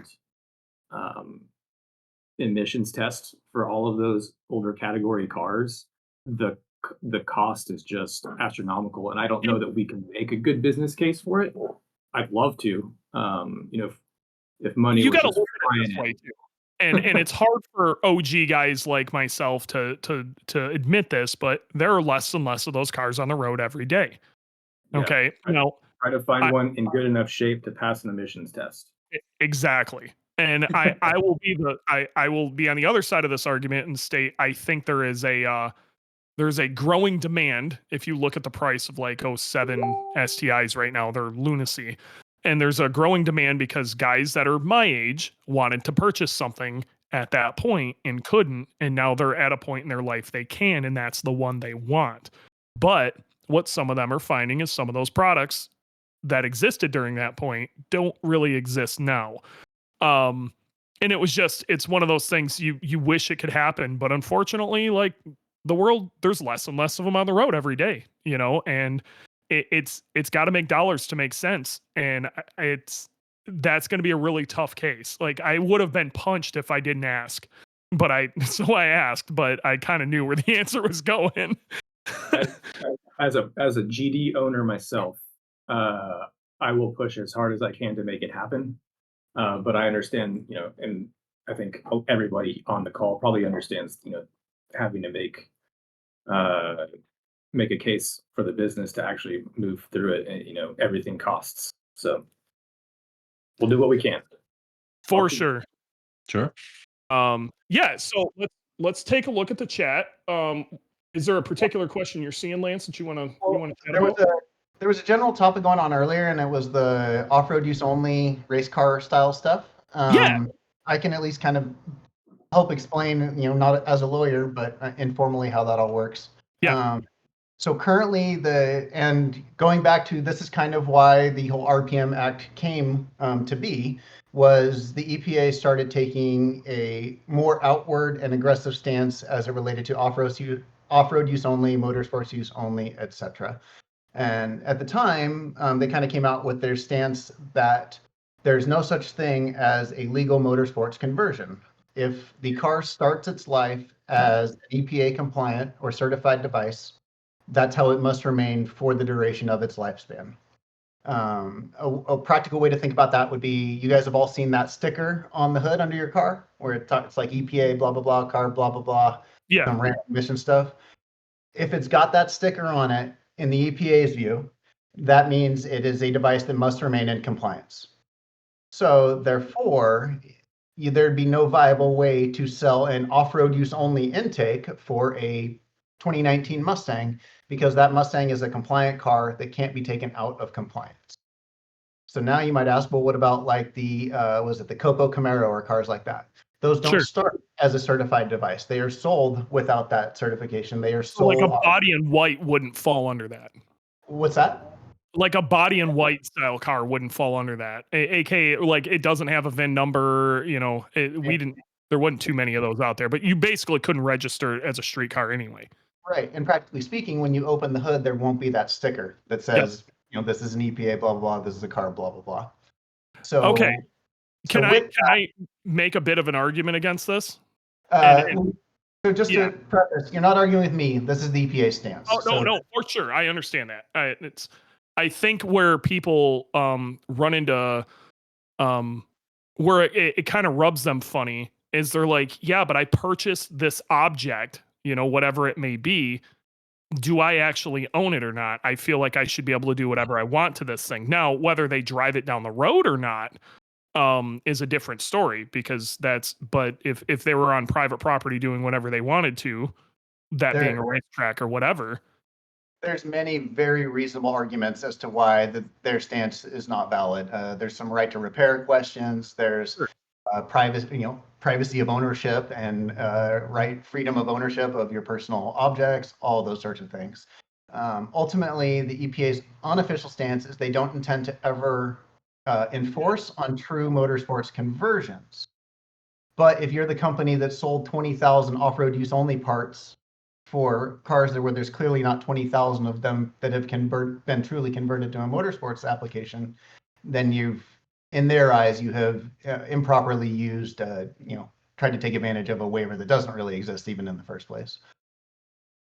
Okay, so I think that's kind of where standalones fall then in some way, because if we do have proper full blast race cars, so these guys are pulling out their full ECUs or whatever and messing around with it. So their stance would be that in your true motorsports converted car that shows up on a trailer, it's got a roll cage, it's on slicks, all that kind of stuff. They're at this point, that's not an enforcement priority for them, and they don't ever intend for it to be. Where that gets tricky is a lot of these shops or owners are choosing to buy that same standalone and putting it in their private car. And so now that company that's making that standalone has a know your customer problem. They're selling too many units relative to the actual number of applications that qualify as motorsports. So at a certain point, they're going to get Sauron's eye staring at them. All government agencies are limited in resources, potentially more so now. So the smallest offender is probably not going to be their biggest priority. But at the end of the day, anyone that is engaging in that is putting themselves in position to be enforced against. So I think another thing that irked a lot of, maybe small business owners and stuff is they felt like, well, if the customer is going to do this, shouldn't this be on the customer and not the shop? You know what I mean? The customer should have to pay this fine, or the customer should have to deal with the EPA. That's typically been our stance, as an industry, that you accept liability for your own actions. Obviously, how the firearm industry works, the gun manufacturer is not responsible for when bad things happen. The person who uses the tool is. But the EPA has chosen a path upwards in the supply chain. Yeah, a little bit different. I'm pretty sure some of that has to do with the power of certain lobbying bodies, and it is what it is. It's just the world we live in. um, there was a few other questions that did poke up in there. Let me see if I can. I know Company 23 dude was definitely popping a few of them in there. Was there any other ones that really stuck out to you? I did see one about downpipes and if those might come back. I think Billy may be the best one to speak on that. Yeah, that's actually a great question. So, as I understand it right now, as far as downpipes are working, I think the big thing is they have to you have to be outside of what a catalytic converter's warranty would be under before you could produce a aftermarket downpipe that would replace that catalytic converter. Is that the concept? If you guys could speak to that, it'd be interesting. Yeah, so there obviously is emissions warranties associated with emissions componentry on your car, and you are correct that in most cases the Subaru's warranty is 8 years.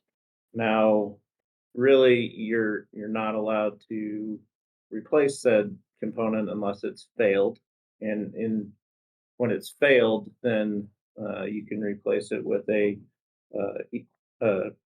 component that has been certified for as a replacement for that vehicle. Um, so we are in the process of going through and trying to come up with a downpipe design that we can get go through the CARB EO process.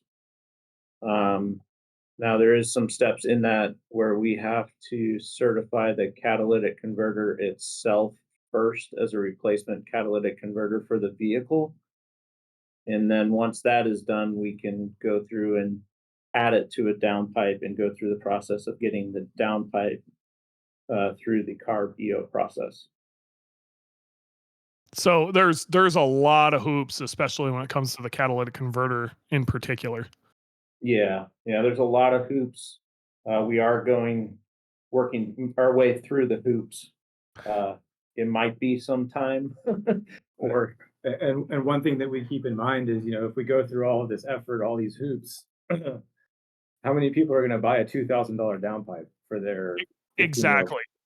Also, like with that stated, that is CARB specifically, so that's California Air Resource Board. Is there something within EPA literature or something that states that it needs to be 50 state compliant, or can it be 49 state compliant? Like, is it I'm interested to hear how that works. There are catalytic converters that are produced by MagnaFlow and a few others that do have they sell effectively a catalytic converter that's got an EO associated with it, and then Sure. they've got other catalytic converters that don't. So those would probably be more EPA certified. Now, to Lance's point on the CARB side, EPA doesn't certify things. They just same thing. You present them data and they validate the data. Yeah. So in that case, yes, there's EPA-ish catalytic converters. However, for us, with the consent decree, um, we have we have to go through the EO process on everything.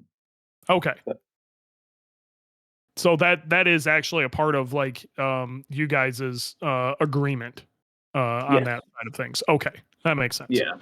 So Okay. I mean, we go through like with the flex fuel kits, we've gone through everything on as far as doing a lot of testing, providing information to showcase that it is a product that is clean and meets requirements, and have submitted or started the process with CARB to go after an EO for the product, and that it falls in line with the consent decree that we have.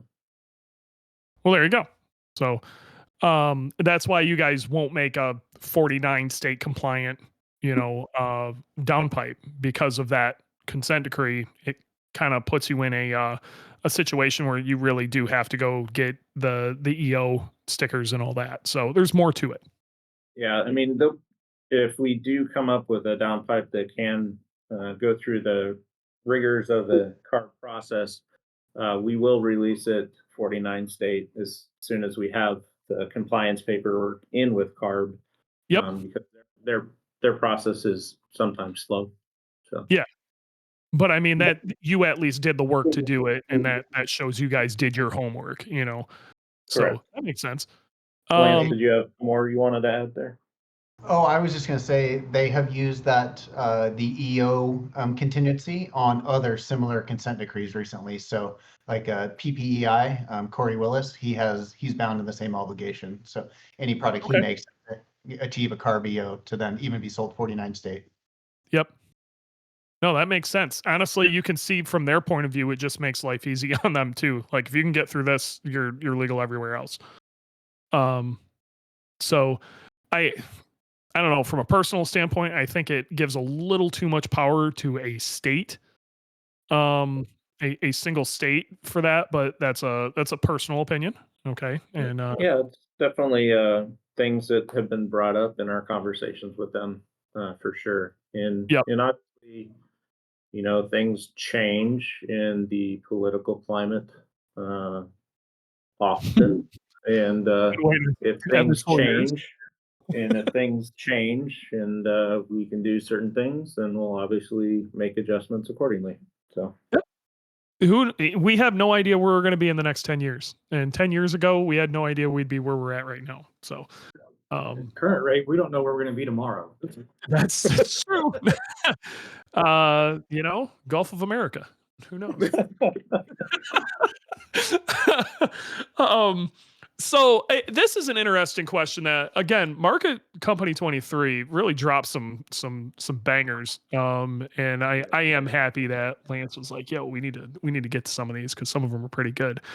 Theoretically, if you guys were selling a standalone instead of a reflash, do you think we'd be having this whole EPA conversation right now? no, the EPA, the the reason for the EPA coming and talking to us was the software, not the hardware. Yeah, that's and in the genius of what Trey was trying to build originally, so people could reflash their ECUs, easier. That was actually the thing, the ease of it, of being its own. The software honestly was the powerful part of the whole thing. Honestly, the hardware really is nothing special. Let's be real. Um, is really what got it. So was that more of a hang up because it was modifying an existing emissions component versus just totally replacing it then? Yeah. Yeah, that makes sense. And I mean, it is what it is. And honestly, I think because of that, you guys probably have a better product now due to it. But man, the shit you had to go through to get there. Yeah. Yeah, right now you're kind of seeing I will say standalones, and we talk about them a decent amount on this on this podcast, but standalones have really kind of exploded in popularity, which in some cases I don't think is such a bad thing for like really hardcore race cars and stuff. But I think there has been a little more of a push towards stuffing them in cars they shouldn't be in, and I hope we don't see it keep going that direction. Because then I have a feeling at some point the crackdown's going to come, and then we're not going to have that option for hardcore race cars. So, Yeah, that goes back to that argument Lance was making, or not argument, the point Lance was making earlier about selling more yep. units than cars that are actually race cars. I mean, a good example of that was the small shop that was, the people were buying stuff right off their website, but they got nailed for selling a bunch of like Honda stuff, and that was that's where the shop got hit, and most of it came off the website, and they even had a for off-road use only thing warning on it and all that, and they got popped, but that was selling a huge amount of those products. Not all of them could be race cars, and at some point was I think that fight's still happening to this day of where does the liability of that land. That's a rough one. I think that fight's going to be that's going to be a constant thing from here on out. So, anything else you guys saw in the chat that we want to go over? Because those are some bangers, honestly. Lance, Mark? did you want to comment on Mark's recent Discord post? Yes. I could take a swing at it for sure. Yeah, so I understand where the sentiment comes from, right? As a tuning company that's producing not from an emissions perspective, just a practical perspective, a 50-state product, we do have to meet some lowest common denominators in a sense. So a lot of times our tunes are not going to be the absolute most power or the most aggressive and things like that. And those reasons should be obvious and understandable. There's, I think, a big perception problem as it relates to that most people have never observed the way their car runs stock. So then their only reference point or viewpoint, I guess, becomes what they observe on our tune. And the vast majority of the time, even if they're seeing things they don't like on our tune, such as knock response or fuel trims or things like that, they're going to be much better than they were on the stock tune. And that's because those are all the behaviors that we're trying to address. Within that, though, we also don't do a lot of things that custom tuners are potentially willing to do, such as desensitizing the knock control system or reducing the size of its responses, things like that. We still give the ECU full authority to protect the engine because that is more important to us than making power. And that's why all those systems are there. If the factory thought that they could create a tune that never knocked in all 50 states, they wouldn't put that hardware on the car. They would save themselves the money. So it's an imperfect reality. Every car will run a little bit different. It's really hard to compensate for what's going to happen at 7,000 feet and negative 20 degrees in Colorado, just the same as at sea level in Southern California. But we do our very best, and I can say that we do probably far more testing than anyone is aware of or gives us credit for. So, it does, those comments, when I see them, in a sense, they're directly aimed at a lot of the work I create, and that can be hurtful. But I also understand that they're passionate car people. There's a lot of tuners out there who are financially incentivized to try to sell them something. And as long as they're having fun with their car, using our products, all good. I will say from a product standpoint, as long as they're following the guidelines of what should be on there, they're using your intake and your specified parts to go with said tune.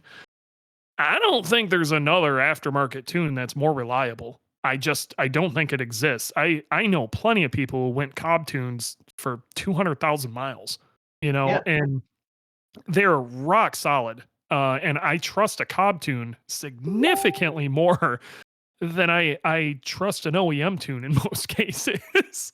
Right. Yeah. So to that point, Cobb does empower me to live just like a customer. I have had a 22 WRX since they came out. Just crossed 10,000 miles, I think, literally this morning. So Nice.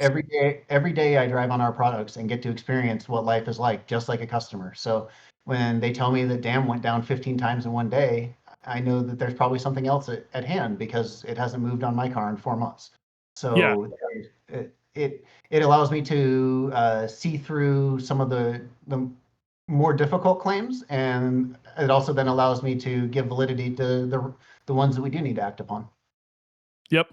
And I'm sure you guys have found situations, that, maybe fell out of the scope of what you were doing, that, some 91 octane fuel at some crazy high elevation or whatever, maybe, the dam might move a little bit or something like that, and you guys then address it. I'm sure you've done updated tune files. It's not like you guys forget about that.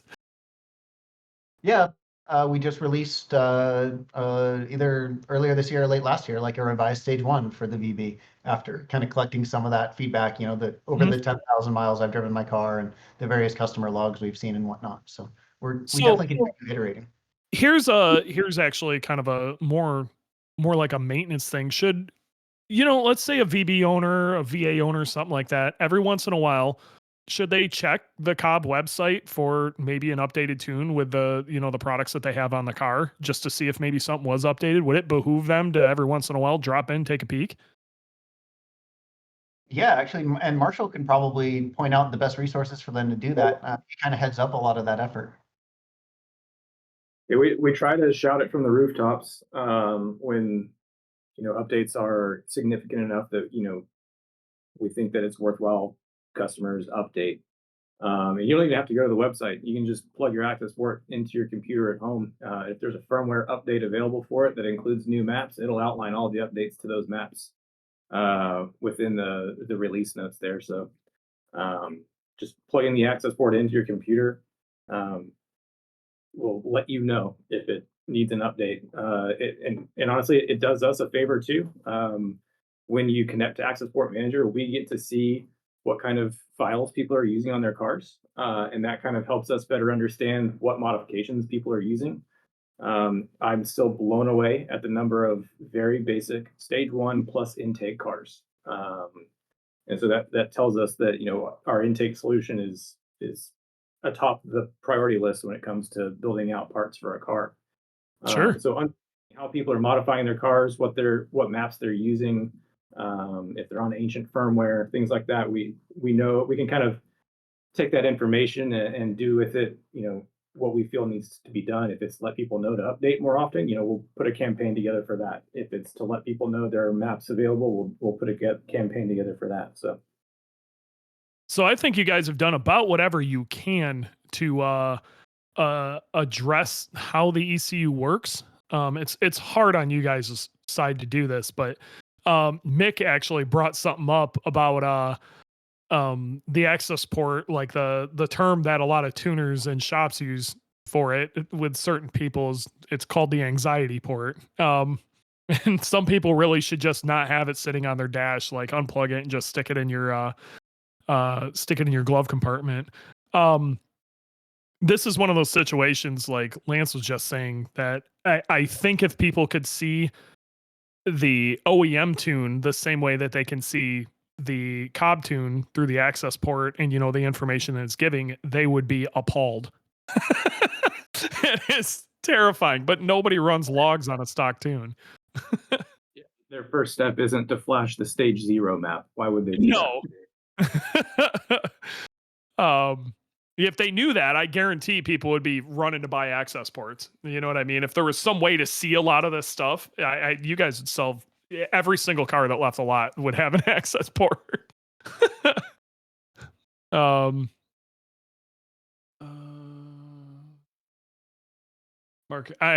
Mark brings up, you say that, but Subaru engineers designed the stock calibration. They absolutely did design it for a particular reason. I'm not trying to say that Subaru calibrators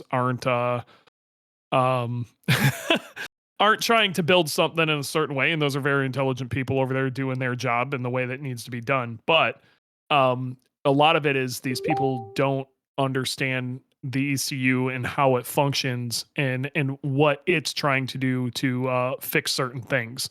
And if you're watching how the ECU is making changes and you don't understand why it's doing it, you have, maybe you're fairly high on the Dunning-Kruger curve and haven't fallen off Mount Stupid yet.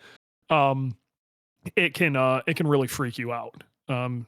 It was really funny in the beginning of the whole WRX era, where people were, trying to apply the tactics they used with a DSM, trying to tune on these cars, and they were all mad because the computer was plugged into everything and it was making changes around their super AFC or whatever. The ECU was basically learning around it. And what ended up happening is our stock ECUs, because they were plugged into everything, became one of our biggest assets in kind of launching the WRX in the aftermarket community as far as it went, because the computer was plugged into everything and you could buy an access port and have access to all these really cool things that you just couldn't do on an older car.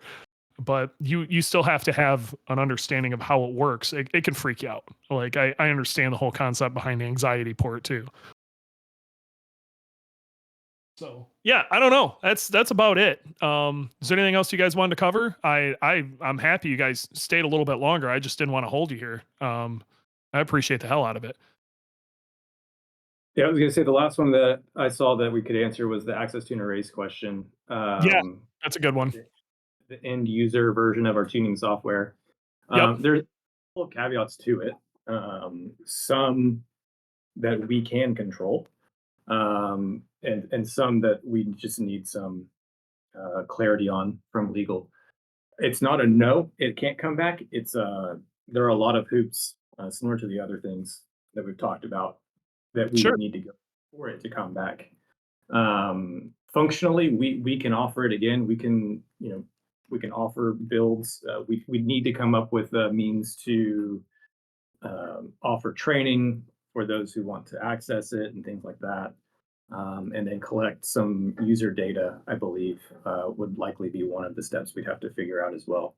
The big thing, I think, the hurdle you'd have to clear for access tuner race, like, so you kind of had full access to all the nitty gritty with a stock ECU again. Yeah. Would be you'd have to prove that is a race car, and that's going to be like how on your end can you prove that? That's going to be tough. Yeah, I don't think that we will ever bring back a true quote unquote race version of the software that opens that type of functionality back up. But there are definitely consumer side of being able to tweak your own tune then. yeah, there are definitely people here that would want to see us offer the end user tuning software. We know that there are users that are perfectly capable of tuning their cars and they don't need a pro tuner, and we respect that and understand that. And so we want to be able to cater to them. That there are definitely some roadblocks in the way. You have to think about it like very practically from the government's perspective. Yeah. If what we do makes them a little nervous, what custom tuners do makes them a little more nervous, and then having that happen at the non-professional level makes them a lot more nervous. And so there's a lot of layers to that risk, if you will. I mean, yeah, that's you can't just open that up and expect everybody to be nice. So I could see why the government would be like, meh, I don't know, man. Yeah, there are also a handful of Cobb Pro tuners on the call, and I'm sure that they would prefer us to keep it locked for them as well. Sure. Well, I mean, let's look at. Here's another positive of everything that went down. If I remember back to, like, let's say 2010, everybody and their brother was downloading their version of Access Tuner Race, and what it was these bro tuners, is a good way of putting it. None of them were actually set up as a proper pro tuner, and they would have the customer download the Access Tuner Race, and then they'd go tune their car. And man, I tell you what, the amount of just horrific tuning practice that was done during that time, because these people weren't vetted. Maybe probably should have spent some more time tuning their own vehicle before they started wandering into other stuff. It was like a lot of the big tuners I talked about earlier, where Lance, started messing around with his own vehicle, then messed around with his close friends, and then the network moved out from there. At a certain point, I think there were a lot of people who messed around with their own vehicle. Okay, this seems pretty good. Holy shit, I know how to tune. And then immediately turned into a quote unquote tuner, and missed the whole buildup of different things and making sure stuff worked right, and really getting in the weeds with certain things, and really not having the experience to do that. The majority of that is gone. If you talk to a Cobb Pro tuner these days, those guys are pretty vetted. Okay, if somebody says they can tune Cobb now, for the majority of those guys are extremely vetted, very talented. Those are good shops. And you're not just talking to some dude who learned how to open some software 3 days ago in his basement. So you have a much better chance of having a better time. And honestly, I think the Subaru community is better for it. So that's my take. I don't know what you guys' take is on that, but from a enthusiast and shop standpoint and stuff that I've seen, we're all better off. I think we're better off that the tuners are being vetted much better now.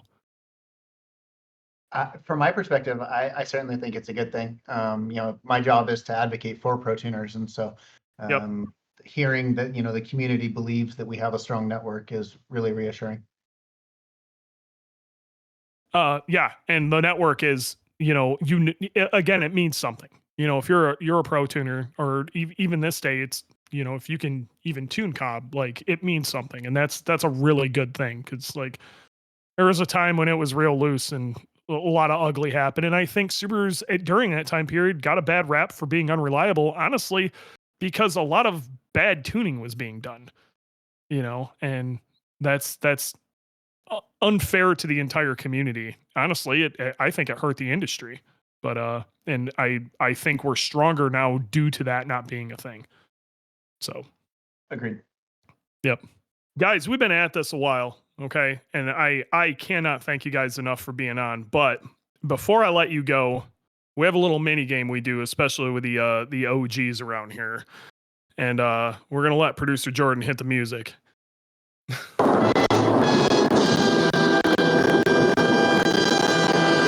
Come on with it. All right. It's the I love it so much.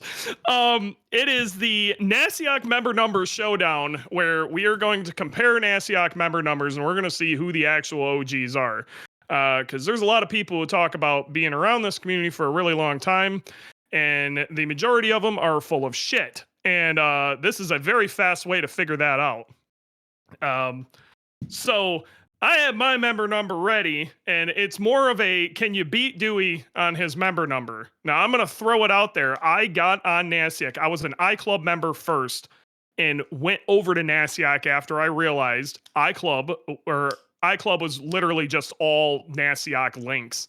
And it you could tell it was just getting cross-posted and it fell apart. So it's probably 03 that I made my way over there.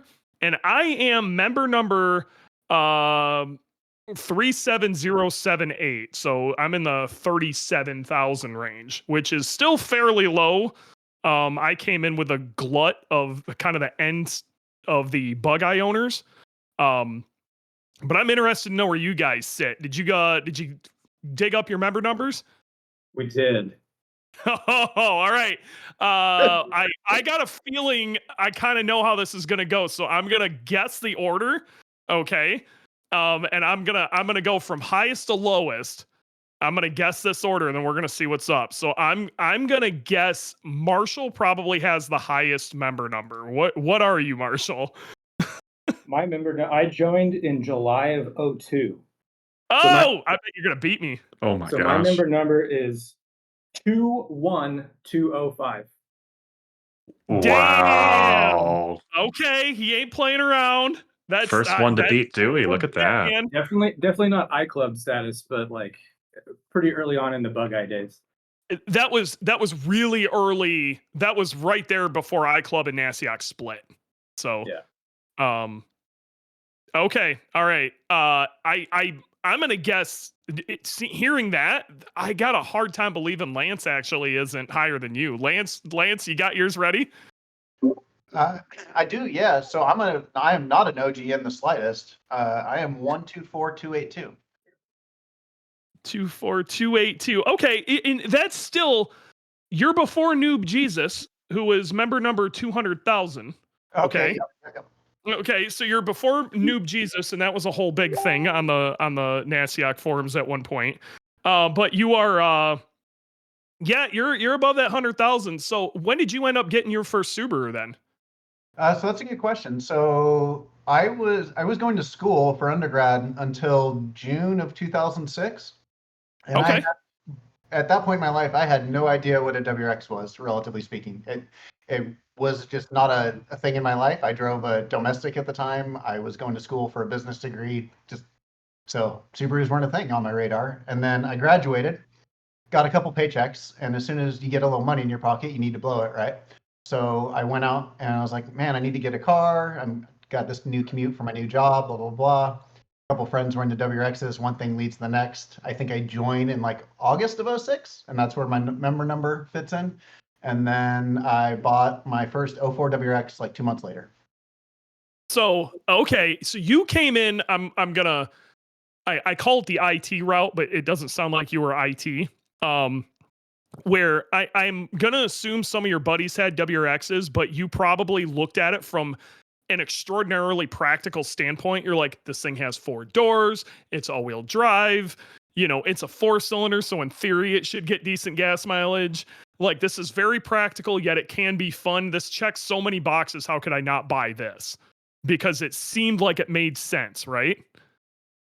Accurate statement. I will add, being in the Pacific Northwest, you're thinking about driving in snow, all those things, right? So Sure. Subaru is immediately on that radar. And then I was a performance person before that. I owned a couple modified Civics. The S10 I drove was modified. All those sorts of things. I hadn't really. Okay. My Venn diagram didn't have a Subaru overlap yet, and then after I graduated, got in touch with some old friends that still lived in town and whatnot, and they were driving WRXs. They just kind of all took off from there. How did you become a tuner then? So I guess I don't know how to describe it succinctly. I had done a lot of small engine stuff as a kid. I raced what are called quarter midgets, and so I had familiarity with tuning carburetors, changing jets, setting timing via ignition points, all those kinds of things. And so when I got my own car and I had money in my pocket and things like that, it was like, okay, well, what's the next step of how does this all work? And so I had a basic understanding of EFI, but really nothing to speak of. And so kind of just started doing my research and reading. And at the time, the internet was a lot smaller place, but it was still a really big place for information. And so I kind of one thing led to the next, and it's like, well, how do I tune this thing? And all of a sudden I'm on, I think, romraider.com or whatever, whatever it was back then. And, all of a sudden 3 months after I bought the car, I'm tuning it. And I had I don't want to say a strong computer background because there's always someone better, but, I was pretty decent with computers. So that side was a natural fit. And then it's just now, how do I integrate tuning into the skill set? So did you end up coming through, then most tuners end up like this. So this story's, so this is why I ask like this. Did you end up tuning like a bunch of your friends' cars and then your friends' cars? Did you do tuning before you worked at Cobb? Like you were a tuner as almost a profession then? Not as a profession, but yeah, that's exactly what I was doing. Buddies had WRXs, and so we just go out and do like a basic road tune and things like that. And at the time, I had a day job as what was my title? A management trainee in the building materials industry. So I certainly wasn't thinking about trying to earn a paycheck from it. It was just kind of a cool way to goof off in the evenings. And then my job situation changed, and I had to start thinking about what I was going to do. And you were like, I mean, why not turn your hobby into a job, right? Yeah, I mean, honestly, even then, still, I really wasn't trying to force the issue at all. So I had decided to go back to school and get my MBA. And at the time, I was good friends, and still am good friends with Brandon, who works at Surgeline Tuning at the time. And Tim Bailey was the manager. And I was coming in kind of randomly to rent or use their dyno. And at one point, Tim walked out and he's like, hey, man, I know you're kind of got some tuning knowledge, and I know you're going to school. We're open 6 days a week, and I've only got like 3 guys. Can you maybe come in and just run the place on Saturday and make sure the place doesn't burn down, answer the phone, and sell whatever odds and ends? And I was like, sure, man, that sounds great. Can I use the dyno for free? And he's like, absolutely. And that was win. Yeah, that was 2009. Yep. Awesome. Okay. Yeah. Well, that gives, most tuners have some story that's something around there where like they got their own car, they started danking around with it, and then they tuned some of their buddies' cars, and then their network kind of moved out, they spread out with that network. And, that's interesting. Yeah. I missed my graduation from grad school doing a trip to Austin to try to find a place to live to go to work for the company full time. So that's proper priorities, and I'm proud to hear that. All right, Billy, let's hear it. I believe that you're going to have the lowest member number. I started with iClub as well, 2.0 RS25, and then switched over to NASIOC, but I am 35,494. So I got you beat. No way. Marshall got us all beat, huh? Man, I blew that completely out of the water. I wasn't even close. You I'll finally be got damned. beat. After all these weeks, you finally got beat by somebody. Yeah, Look at I that. got beat twice. Yep. Proper OGs in here, and that's honestly one of the reasons I like doing this, especially when you do find proper OGs. You guys have been around doing this a very long time. You guys have been messing with Subarus forever. You got said a you've been doing this since the RS25, so you said you kind of started messing with Subarus in when, like 99? 99. I bought a 2000 2.5 RS and then started autocrossing it competitively. Cool. In what I say competitively, SCCA, National, Pro Solo, and the National Championship stuff. Sure. Did that for 10 years with that car, and then did some WRX stuff in between that and after that. So yeah, time attack So, stuff. do you remember what the vibe was, or when between the 2.5 RS and the WRX, when they said we were going to get the WRX, and then they finally showed it to us, and it had giant round headlights, and everybody was freaking out? I can't remember it extremely clear, but I can definitely say I didn't think it was as well received as it could have been. No, it's funny. All of the chassis, I always thought, the more people hated them when they first saw them, the more timeless and sought after they become. Especially like the Hawkeye, which we all referred to as the pig nose. Um, the amount people hated, absolutely hated on that car, and now it's by far the most sought after one. So I totally believe it. I mean, it's I wild. still want to find another GC in Preza and do a new build on it. So maybe someday. Dude, you got to do them before they rot away. I got to be real. I have Mhm. one being shipped over from Arizona right now that a guy had in a storage unit, and that may become Boogie 2.0, but finding those chassis clean is hard. So if you do decide to go looking, if the second you find a clean one, just buy it. Like, don't screw around. I've got my eye on one. There's a cashmere yellow version 6 STI on its way Oh, over. What a name for a paint code. So I got my eye on that one. make it happen, man. If you do end up picking that up, we got to talk about old GC8 stuff on the podcast sometime. That'll be a lot of fun. Sure thing. In Australia, the coupes are like gold. Last time we were Yeah. there, people were basically offering, if you can find a clean coupe, we'll pay to have it shipped over. Wow. They just want the chassis. Yeah. And the crazy part is I can't talk too much into it, but I literally got given this chassis because he wanted to see it go to a good home. That's So I amazing. got crazy lucky, and yeah, we probably could ship it to Australia and make a mint. Guys, this has been a ton of fun.